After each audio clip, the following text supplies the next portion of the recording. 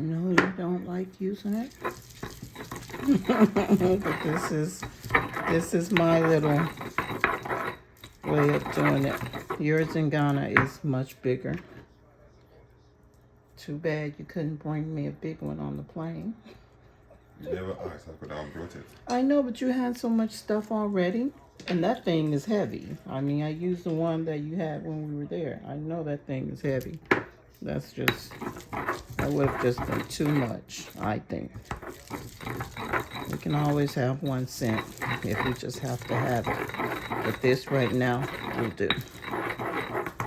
Let me see, it's making my paste just fine.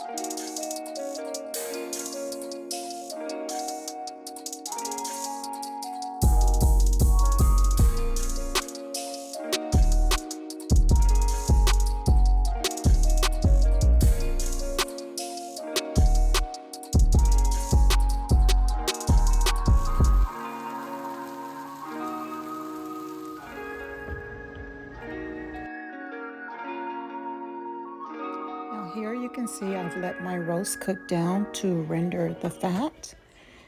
And I'm now going to add to my crock pot my stout beer, my beef broth, and bay leaves.